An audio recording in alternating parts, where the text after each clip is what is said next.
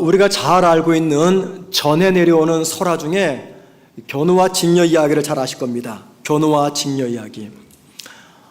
견우와 직녀는요, 옥황상제가 이렇게 중매에 서가지고 결혼을 시켰어요. 두 사람이 달콤한 신혼생활에 빠져가지고 그만 해야 될 일을 하지 않았습니다. 그래서 옥황상제가 이제 화가 나가지고 두 사람을 갈라 놓았어요. 한 사람은 동쪽으로, 한 사람은 서쪽으로 보내고 중간에 은하수를 두었습니다. 그러니까 두 사람은 만날 수가 없는 거죠. 대신에 7월 7일, 1년에 딱 한 차례 7월 7일 이 은하수를 가운데 두고 양쪽에서 볼 수 있는 기회를 허락했어요. 그런데 만나도 멀리서만 볼 뿐입니다. 중간에 은하수가 있기 때문에. 너무 속상해가지고 견우와 직녀가 펑펑 울었습니다. 그런데 그 울음소리가 지상에 있었던 까마귀와 까치에게 들려진 거예요. 그래서 까마귀와 까치가 두 사람을 위해서 자기들의 몸으로서 이 은하수를 잇는 다리를 만들었습니다. 그 다리 이름이 뭡니까? 오작교입니다. 오작교. 예, 이거 설화입니다. 설화예요. 꼭 이런 얘기 말씀드리면 진짜 그런가? 설화입니다. 그래서 그날부터 이제 견우와 직녀는 이 오작교를 타고 넘어가서 서로 만날 수가 있었다라는 이야기입니다. 여러분, 우리 인간이 하나님과 그랬습니다. 죄로 인해서 하나님과 인간 사이가 단절이 되었습니다. 인간이 하나님께로 나아가고 싶어도 갈 수가 없었어요. 죄가 있었기 때문에. 그래서 인간과 하나님 사이에 죄로 인해서 벌어졌던 그 간격을 다리를 통해서 연결시켜야 됩니다. 그 다리 역할을 하신 분이 예수님의 십자가 사건입니다. 그런데 여러분, 거기까지는 우리가 잘 알죠. 그런데 다리이신 예수님을 통해서 하나님을 만나고 하나님께로 나아가는데 문제는 뭐냐면 이 세상 사람들이 예수님께로 와야 되는데, 와야지 예수님의 다리를 타고 하나님께 나아가는데 예수님까지 오는 게 힘이 들어요. 그래서 또 하나의 다리가 필요합니다. 그 다리는 세상과 예수님을 이어주는 다리입니다. 그 다리가 있어야지 그 다리를 타고 예수님께로 와서 예수님이 놓으신 그 다리를 타고 하나님을 만날 수가 있는 거죠. 그러면 세상과 예수님을 이어주는 이 다리는 누가 만들며 어떻게 무엇으로 만드냐라는 겁니다. 오늘 설교는 이 문제에 대해서 함께 좀 생각해 보려고 합니다. 오늘 본문에는요, 베드로의 두 개의 치유 기적 이야기가 기록되어 있습니다. 첫 번째는 32절부터 35절까지 나오는데, 베드로가 루다라는 지방으로 가서 18년 동안 중풍병으로 고생하고 있었던 에니아라는 한 남성을 고쳐주는 이야기입니다. 두 번째는 36절에서 42절까지 기록되어 있는데, 루다에서 북쪽으로 한 17km 떨어진 요빠라는 곳에 베드로가 찾아가서 병들어 죽은 도르가라는 여성을 다시 살려낸 이야기입니다. 사도행전을 기록했던 누가는 도대체 무엇을 우리들에게 알리고 싶어서 베드로의 치유 기적 이야기를 연거푸 연이어서 기록해 놓았을까요? 이 질문에 대한 답을 찾아보는 것이 오늘 설교를 이해하는 데 큰 도움이 됩니다. 이를 위해서 우리가 생각해 볼 것은요, 베드로가 에니아의 병을 고쳐줄 때 사용한 치유 방법과 도르가를 살려내기 위해서 사용한 방법이 무엇이었는가, 그 방법에 담긴 특징은 무엇이었는가, 이 문제를 좀 함께 생각해 보려고 합니다. 34절 말씀 보면은요, 중풍병에 걸린 에니아를 향해서 베드로가 이렇게 이야기합니다. 예수 그리스도께서 너를 낫게 하시니 일어나 내 자리를 정돈하라. 일어나서 내 자리를 정돈하라 라고 말합니다. 그리고 에니아는 이 말을 듣고 그 즉시 침상에서 일어납니다. 자, 여러분, 베드로가 에니아를 향해서 일어나 내 침상을 정돈하라 라고 말할 때 여러분, 어떤 모습이 여러분이 떠오르십니까? 이와 유사한 장면이 있죠. 요한복음 5장 8절입니다. 예수께서 이르시되 일어나 내 자리를 들고 걸어가라 하시니. 이 말씀이 누구를 향한 말씀이었습니까? 베데스다 연못가에서 38년 동안 걷지 못하는 한 병자를 향해서 주님께서 하신 말씀입니다.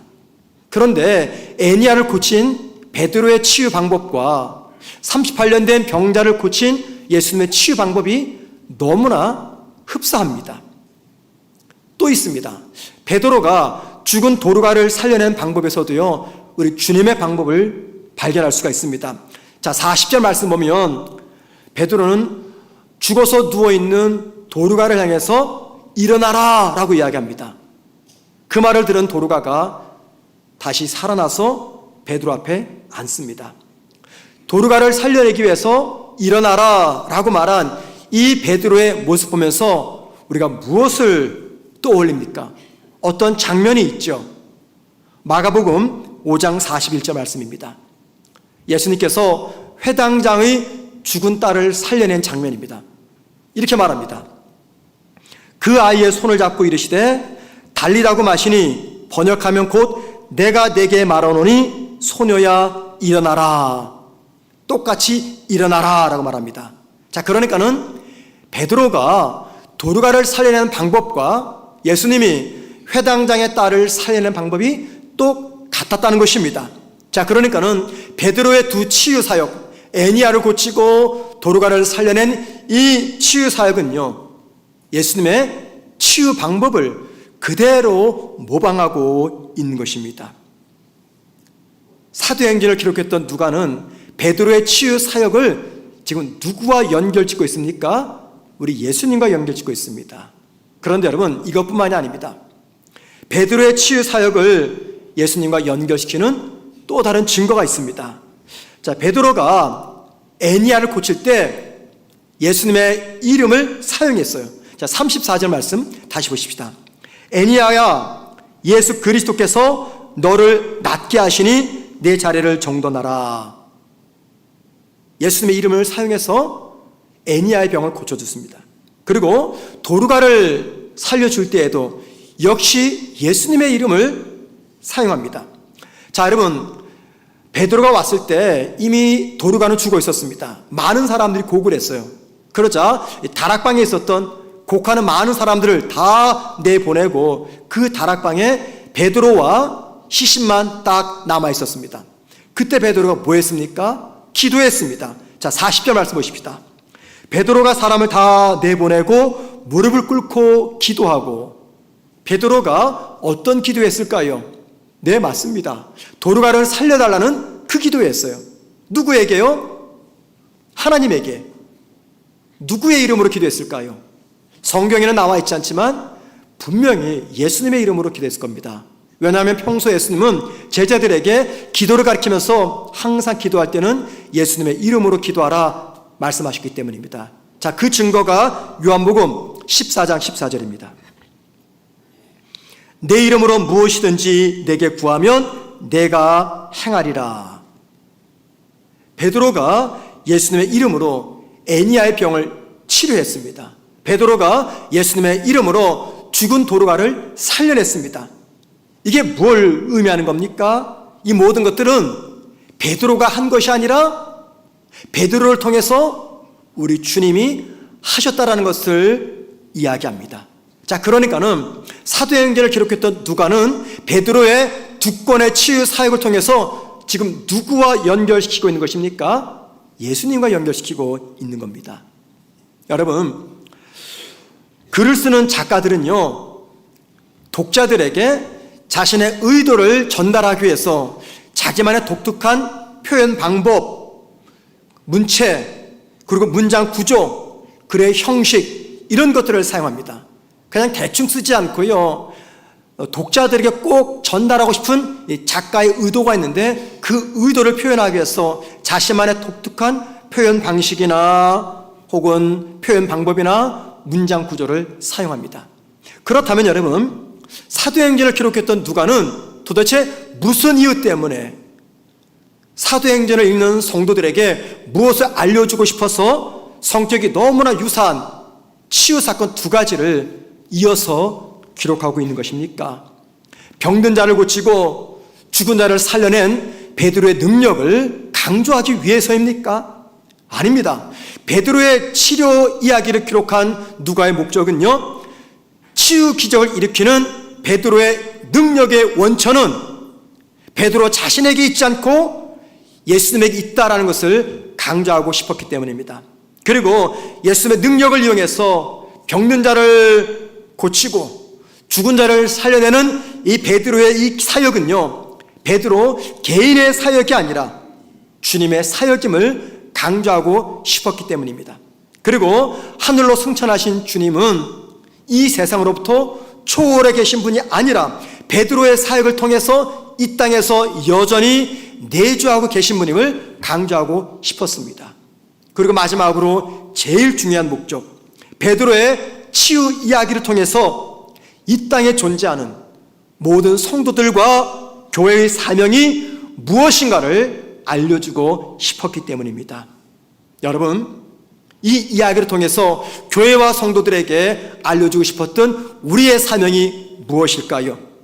그것은요, 세상을 구원하기 위해서 지금도 쉬지 않고 일하시는 주님의 사역을 성도를 통해서 그리고 교회를 통해서 계속해서 진행되어야 한다는 것입니다. 여러분, 교회와 성도의 사명이 무엇입니까? 주님께로부터 능력받아서 주님을 대신해서 병자 고치고 죽은 자 살려내고 귀신을 치료하는 것, 이겁니까? 그러면 이 예배당은 병원이 되어야 되고요, 저와 여러분은 모두 다 의사가 되어야 됩니다. 이게 아닙니다. 교회와 성도의 사명이란 주님의 마음으로 주님을 대신해서 이 땅 사람들을 사랑하고 그들을 주님과 연결하는 것입니다. 우리가 지금 살펴보는 사도행전의 이야기, 이게 어떤 이야기입니까? 사람을 사랑하고 사람을 소중하게 생각했던 그 주님의 마음을 세상 사람들에게 전해주는 그리스도인들에 관한 이야기입니다. 예수를 만났던 초대교회 성도들은요, 작은 예수가 되었습니다. 그래서 개인과 주님을 연결시켜 주었고, 민족과 주님을 연결시켜 주었고, 이방인과 유대인을 연결하였고, 신자와 불신자를 연결해 주었습니다. 그리고 고난 중에 있는 사람들을 영원한 희망과 연결시켜 줬고, 절망 속에 있는 사람들을요, 산 소망이신 주님과 연결시켰습니다. 누가요? 초대교회 성도들이 말입니다. 성경은요, 여러 곳에서 믿는 성도를 향해서 이 땅에서 하나님 흉내내고 예수님 흉내내라고 권면합니다. 제가 기억해 보니까는 수년 전에 설교 제목이 하나님 흉내내기, Playing God이라는 제목의 말씀을 한번 드린 적이 있던 것 같아요. 여러분, 제가 그때도 강조했지만 성경은요, 성도들에게 이 땅에서 하나님 흉내내고 주님 흉내내라 라고 권면합니다. 예를 들면 레위기 14장 45절입니다. 자, 보세요. 맨 끝 부분, 내가 거룩하니 너희도 거룩하라. 무슨 말입니까? 성도들에게 거룩하신 하나님 흉내내라는 것입니다. 마태복음 5장 48절입니다. 하늘에 계신 너희 아버지가 온전하신 같이 너희도 온전하라. 무슨 말입니까? 이 세상을 향해서 온전하신 하나님 흉내내라는 것입니다. 누가요? 예수 믿는 성도들이. 또 하나 볼까요? 고린도후서 2장 15절입니다. 이렇게 말합니다. 너희는 그리스도의 향기니 우리는 그리스도의 향기다라고 말합니다. 그리스도의 향기, 다른 말로 말하면 복음의 향기 혹은 십자가의 향기입니다. 여러분, 이 말이 무슨 말입니까? 성도는 이 세상에서 하나님 흉내내서 세상과 주님을 연결하는 향기라는 것입니다. 또 고린도후서 3장 3절 말씀, 너희는 그리스도의 편지니 라고 말합니다. 너희는 그리스도의 편지니. 이 말은요, 성도가 이 세상에서 예수님 흉내내서 세상의 구원의 복음을 전하는 편지라는 것을 강조합니다. 또 하나 볼까요? 고린도전서 12장 27절입니다. 너희는 그리스도의 몸이요 지체라. 이 말은요, 성도는 주님의 몸과 지체로서 예수님 흉내내서 세상 사람들에게 주님이 어떤 분인가를 알려주는 존재라는 것입니다. 자, 여러분, 이런 말씀들은요, 중요한 것을 우리들에게 강조합니다. 성도는 이 땅에서 예수님 흉내내요 예수님을 세상에 드러내야 한다는 존재입니다. 예수님은 더 이상 육체로 이 땅에 계시지 않습니다. 육체로 계신 주님을 그 누구도 볼 수가 없습니다. 대신에 주님은요, 이 세상에 당신을 대신할 제자들을 남겨두셨습니다. 당신을 대신할, 당신을 대변할 제자들을 남겨두셨어요. 그 제자가 누굽니까? 성도요, 그리스도인 저와 여러분입니다. 예수를 믿는 그리스도인들은요, 주님을 대신하는 작은 예수 사명을 감당해서 세상과 주님을 이어주어야 됩니다. 작은 예수 활동을 통해서 세상과 주님을 연결하는 다리가 되어야 됩니다. 이게 교회와 성도의 사명입니다. 인천에 가면요, 구월동이라는 곳이 있습니다. 아마 아신 분이 계실 거예요. 그 구월동에 가면 가천 길병원이 있습니다. 큰 병원입니다. 그런데 그 병원에 심장센터가 이렇게 따로 있어요. 심장센터. 근데 지금은 어떤지 모르겠습니다. 꽤 오래전에 제가 인천에서 목회할 때 제가 섬겼던 교회에 그 심장센터 소장이 있었습니다. 나왔습니다. 이 서리 집사님이셨는데요. 부인과 함께, 가족과 함께 신앙생활을 했는데 그때 그분이 그 심장센터 소장이었어요. 그 의사였죠. 근데 이분은요, 신앙생활을 그렇게 열심히 안 했어요. 일주일 중 유일하게 참석하는 예배는 주일 9시 오전 예배입니다. 뭐 기도회, 금요기도회, 봉사 아무것도 못합니다. 그냥 딱 하나, 주일 예배만 드려요. 겉으로 볼 때는 야, 저분이 진짜 우리 주님 만났을까? 어쩌면 저렇게 주일 오전 예배 한 번으로만 만족할까? 이런 생각이 들 정도로 믿음이 없는 것처럼 보여요. 그런데 제가 놀라운 이야기를 들었습니다. 두 사람으로부터. 그 중에 한 분은 저희 교인이 아니에요. 예. 무슨 이야기 하냐면 바로 그 최 집사님이 병원에서 별명이 작은 예수라는 것입니다. 작은 예수, 작은 예수. 환자들에게, 동료 의사들에게, 간호사들에게, 또 병원을 청소하는 분들에게, 매점을 이용하는 직원들로부터 이 작은 예수라는 이야기를 다 듣는다고 합니다. 작은 예수. 제가 오늘 이렇게 이 말씀을 준비하면서 떠오른 우리 교회 성도 한 분이 계십니다.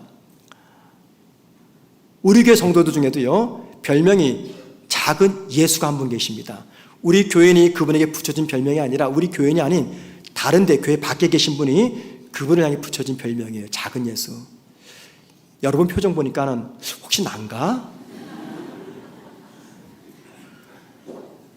뭐 행복한 상상이니까 마음껏 하시기 바랍니다.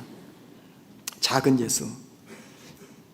이 최 집사님은요, 환자 돌보는 일을 통해서 지금 주님과 세상을 연결하고 있습니다. 이분은요, 일터에서, 우리 교회 성도는요, 일터에서 예수님 흉내내서 세상 사람들에게 주님이 어떤 분인지를 보여주고 세상과 주님을 연결시키는 사명자의 삶을 살아가고 있습니다. 여러분, 오늘 말씀이 우리에게 강조하는 말씀이 있습니다. 그게 뭡니까? 예수 믿는 성도는 이 세상과 주님을 연결시키는 사명자라는 것입니다. 승천하신 주님은 이 땅에 존재하는 성도를 통해서 지금도 여전히 쉬지 않고 왕성하게 일하고 계시다는 겁니다. 그리고 성도는 세상 사는 모습을 통해서 지금도 세상 속에서 일하고 계시는 그 주님을 세상에 보여주며 세상과 주님을 이어주는 다리 역할을 감당해야 한다는 것입니다. 예수님은 당신을 믿는 우리가 이 땅에서 예수님 흉내내면서 타락한 세상, 병든 세상에 예수를 보여주고 세상과 주님을 이어주는 다리 역할을 감당하라고 부탁하고 있습니다. 그러면 여러분, 우리에게 이런 이제 질문이 생깁니다. 주님의 마음은 알겠는데 어떻게 하면 내가 이런 삶을 살 수가 있겠습니까? 라는 겁니다. 어떻게 하면, 우리가 어떻게 예수님 흉내내면서 세상에 주님 보여주고 세상과 주님을 연결하는 다리가 될 수가 있겠습니까? 어떻게 하면, 여러분, 이 일을 위해서 우리에게 뭐가 필요하냐면 능력이 필요해요. 능력. 선한 능력이 필요합니다. 그런데 안타깝게도 저와 여러분에게는 이 능력이 없습니다. 이 능력이 우리에게는 없어요. 세상에서 주님 보여주고 세상과 주님을 연결시키는 다리가 될 수 있는 이 능력이 우리에게는 없습니다. 이 능력을 빌려와야 돼요. 누구로부터요? 우리 주님으로부터 이 능력을 빌려와야 됩니다. 어떻게 하면 주님의 그 능력을 나의 능력으로 삼을 수가 있겠습니까? 여러분, 내가 간절히 원하면 이 능력이 주어질까요?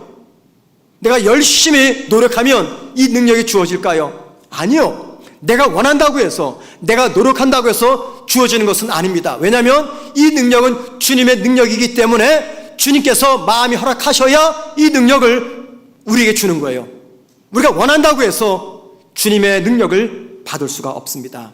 그럼 여러분, 주님은 당신의 이 능력, 이 세상에다가 주님을 보여주고 세상과 주님을 연결시키는 다리 역할을 하는 이 능력을 도대체 누구에게 주시느냐라는 겁니다. 누구에게? 히브리서 12장 2절 말씀 보십니다. 믿음의 주여 또 온전하게 하시는 인 예수를 바라보자. 예수를 바라보자. 이게 무슨 말입니까? 슬쩍 한번 쳐다보자. 그 말입니까? 그 말입니까? 아니면 한 5분, 10분, 30분 보는 겁니까? 우리 이제 예배당 지나면 1층으로 내려가는 그 복도 계단 왼쪽에 우리 교회 집사님께서 큰 성화를 그리셨어요. 예, 병자를 고치시는 예수님의 모습. 예수를 바라보자 했을 때 그 성화를 바라보는 겁니까? 예수를 바라보자 이 말 원어로 풀이하자면요, 예수님께 시선을 고정시켜라 그 말입니다. 픽스해라 그 말입니다. 픽스. 이게 무슨 말입니까? 주님과의 친밀한 동행과 사귐을 이야기합니다. 왜 우리가 예수님에게 우리 시선을 고정시킵니까? 그것은요, 주님께 시선을 고정시켜야 이 세상을 주님과 연결하는 이 능력의 삶을 살아낼 수 있는 능력이 주어지기 때문입니다. 예수에게 집중해야 이 능력이 우리에게 주어집니다. 그러면 여러분, 이 능력은 도대체 무엇입니까? 어떤 능력일까요? 사랑의 능력입니다. 사랑의 능력. 생각해 보세요. 주님이 사탄의 사슬에서 저와 여러분을 어떻게 구하셨습니까? 사랑으로. 주님이 어떻게 해서 저와 여러분을 하나님과 연결시켰습니까? 사랑으로. 주님이 이 땅에서 어떻게 해서 하나님의 모습을 세상 사람들에게 보여주었습니까? 사랑으로. 사랑으로입니다. 자, 그래서 요한복음 3장 16절 이렇게 말합니다. 하나님이 세상을 이처럼 사랑하사 독생자를 주셨으니. 잘 보세요. 하나님께서 왜 독생자 예수를 이 땅에 보내셨습니까? 우리를 사랑하셨기 때문에. 사랑하셨기 때문에. 그러니까는 예수님은요, 하나님의 사랑을 세상에 보여주신 분입니다. 이 땅에 오신 예수님을 통해서 우리가 뭘 발견합니까? 날 향하신 하나님의 사랑을 발견합니다. 이 말씀은요, 주님이 이 세상에 하나님의 사랑을 보여주신 행위가 바로 사랑이었다라는 겁니다. 세상과 하나님을 이어주는, 이게 바로 사랑이었다라는 거예요. 주님이 왜 정의와 심판이 아니라 사랑의 행위로 이 세상에 하나님을 보여주며 하나님과의 세상을 이어주는 다리를 만들어준 것입니까? 왜 우리가 사랑으로 세상과 주님을 연결시켜야 됩니까? 그 이유가 있습니다. 요한복음 13장 35절입니다. 우리 한번 다 같이 읽습니다. 요한복음 13장 35절 시작.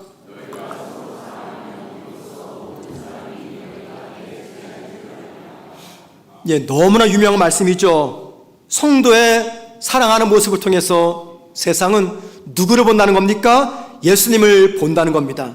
그러니까는 세상과 주님을 이어주는 가장 확실한 방법, 가장 탁월한 능력, 이게 뭐라고요? 사랑이라는 것입니다. 사랑. 세상에 예수님을 보여주는 가장 확실한 방법이 바로 사랑이다라는 겁니다.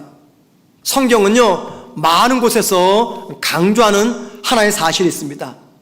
죄로 인해서 영벌을 받아야 될 인간을 하나님과 연결시켜 주기 위해서 주님께서 선택하신 방법, 이게 바로 사랑이라는 방법입니다. 그런데 여러분, 이때 주님이 선택하신 그 사랑, 어떤 사랑입니까? 우리가 흔히 말하는 남녀의 이성적 사랑, 즉 에로스 사랑입니까? 아니면 부모와 자녀의 사랑, 스토로의 사랑입니까? 아니면 형제와 형제, 친구와 친구의 사랑인 필리아의 사랑입니까? 이런 사랑이 아닙니다. 이런 사랑은 모두가 공통점이 있죠. 조건입니다. 조건이 있습니다. 나를 사랑하기 때문에, 외모가 뛰어나기 때문에, 경제적 능력이 있기 때문에, 나를 이해하기 때문에, 나의 가족이기 때문에 내가 사랑한다라는 조건이 있습니다. 그런데 여러분, 주님은 이런 사랑으로 우리를 하나님과 연결하지 않았습니다. 아무 조건 없는 신적인 사랑, 우리 그 사랑을 아가페라고 말합니다. 아가페적 사랑으로 우리 하나님과 연결하셨습니다. 그리고 주님은 당신을 믿는 저와 여러분에게 조건 없는 사랑으로 주님과 세상을 이어달라고 부탁을 하십니다. 우리가 누군가를 사랑할 수 없는 이유 너무나 많습니다. 그저 여러분들, 사랑이 안 되는 사람이 있죠. 내가 아무리 노력해도 잘 안 돼요. 왜 그렇습니까? 그럴 만한 이유가 있기 때문이에요. 왜 사랑 못해요? 내 속을 뒤집어 놓잖아요. 예? 막 뒤집어 놔요. 또 나를 이해하지 못합니다. 나를 모욕합니다. 나에게 손해를 입힙니다. 나에게 아픔을 줍니다. 나를 험담합니다. 나를 배신합니다. 이런 사람들을 사랑할 수가 있겠습니까? 사랑 못하죠. 대신에 누구를 사랑합니까? 나를 이해하는 사람, 나를 존중하는 사람, 내가 사랑하는 사람, 나를 높여주는 사람, 나에게 힘이 되어주는 사람, 이런 사람들은요, 사랑하지 말라고 해도 사랑합니다. 그런데 여러분, 이런 조건적인 사랑으로는요, 절대 세상을 주님과 연결시키지 못합니다. 그런 조건적인 사랑을 가지고는요, 내 삶에서 내주하시는 우리 주님을 선명하게 세상에 보일 수가 없습니다. 왠지 아십니까? 그런 사랑은요, 예수 안 믿는 사람들도 잘하고 있기 때문입니다. 문제는 우리 중 그 누구도 주님께서 보여주신 이 조건 없는 아가페 사랑을 갖고 있지 않다는 겁니다. 저와 여러분은요, 이 사랑 행할 수 없습니다. 이게 당연한 겁니다. 왜 그렇습니까? 이 사랑은 본질적으로 인간의 사랑이 아니라 하나님의 사랑이며 주님의 사랑이기 때문입니다. 그래서 우리에게 없는 이 사랑을 내가 차지하기 위해서 예수를 집중해서 바라보자는 겁니다.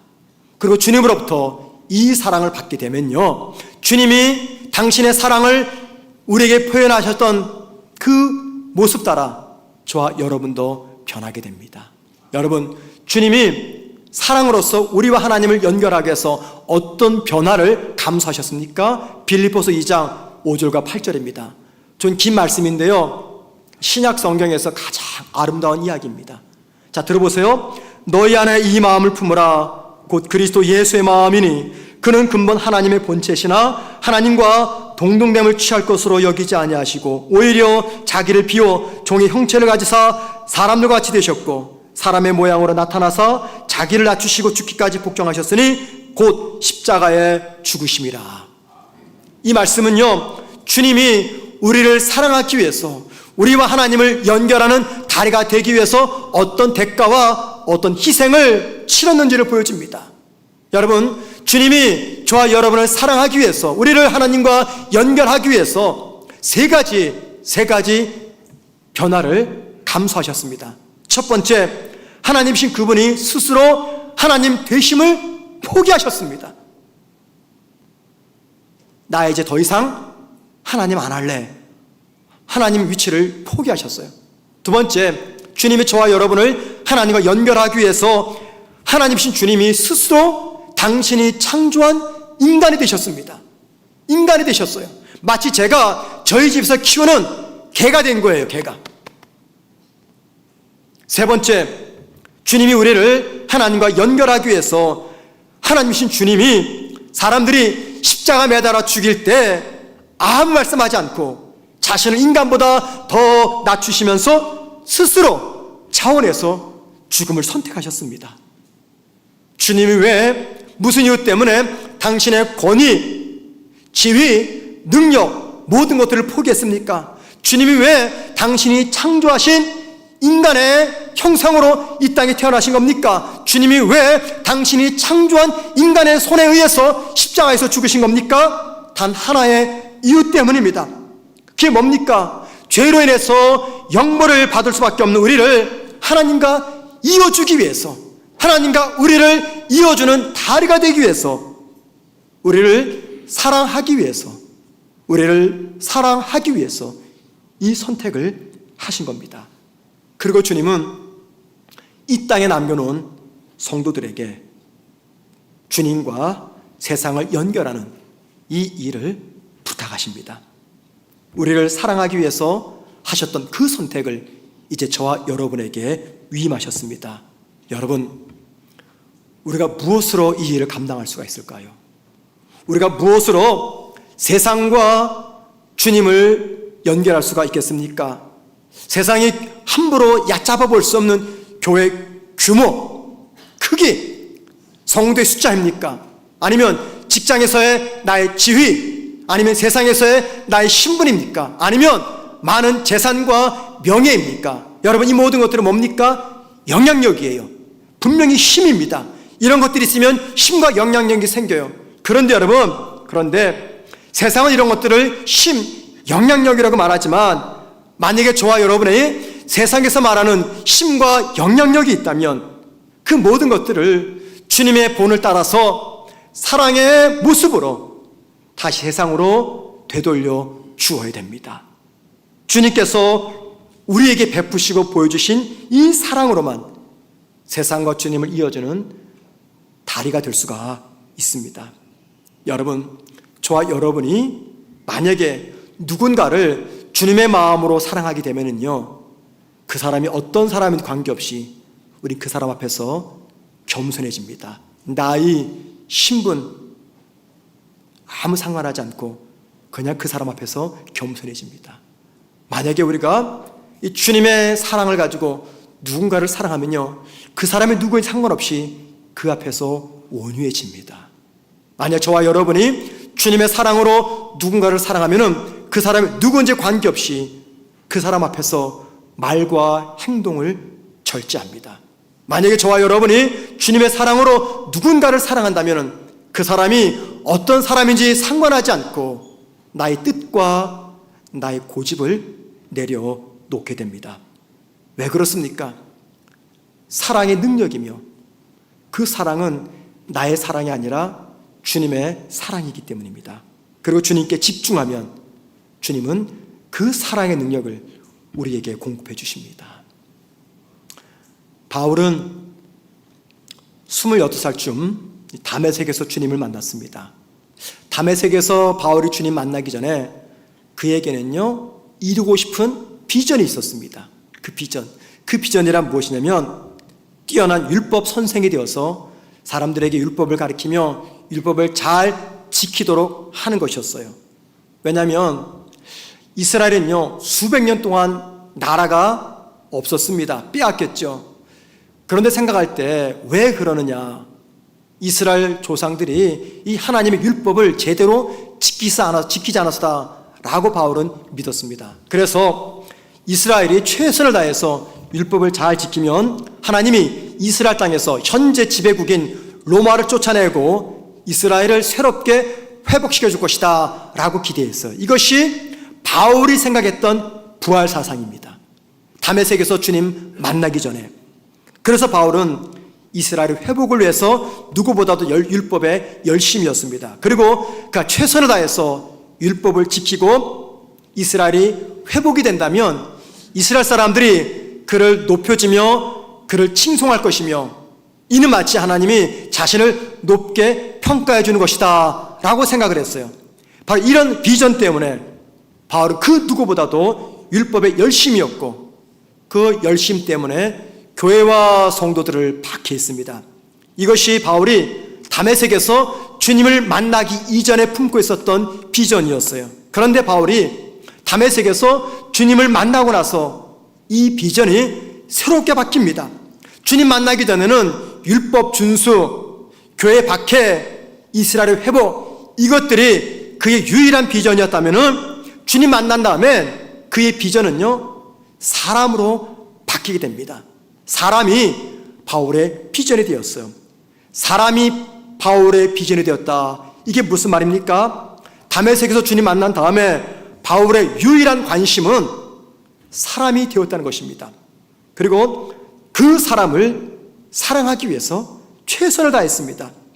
자, 여러분, 바울이 사람을 비전으로 삼고 사람을 사랑하는데 최선을 다한 이유가 무엇 때문입니까? 그것은 바울은요, 지금 세상과 주님을 이어주는 다리의 사명을 감당하고 있었기 때문입니다.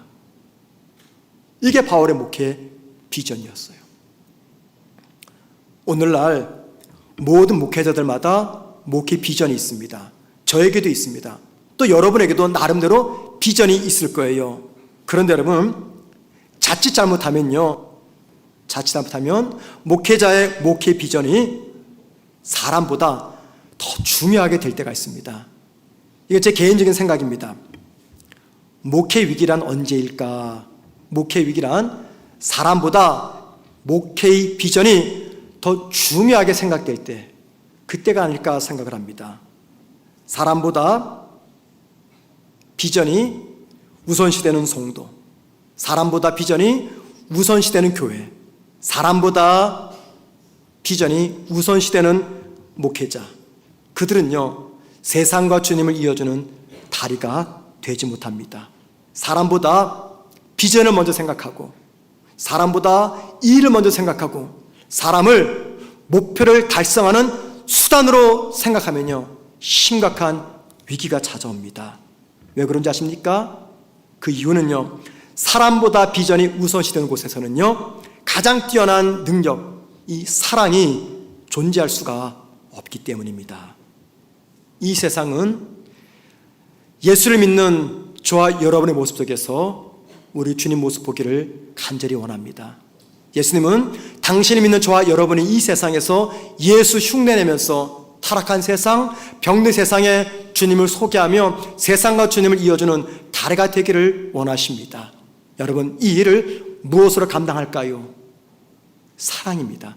그 사랑은 나의 사랑이 아니라 주님의 사랑입니다. 그 주님의 사랑을 내가 어떻게 받을 수 있습니까? 주님께 내 시선을 집중해서 주님과 친밀한 사귐과 교제와 동행에 이르갈 때 이 사랑의 능력이 저와 여러분에게 주어집니다. 여러분 가운데 누군가를 주님께로 인도하기 위해서 쉬지 않고 기도하는 분이 계십니까? 나의 배우자, 부모, 자녀, 친구 등등을 주님께로 인도하기 위해서 쉬지 않고 기도하는 그런 분들 계십니까? 여러분, 그동안 어떻게 기도하셨습니까? 주님, 내 남편을, 우리 부모님을 주님께로 돌아가게 하옵소서, 이렇게 기도하셨죠. 그동안 여러분 기도하시면서 이런 기도 해보신 적 있으세요?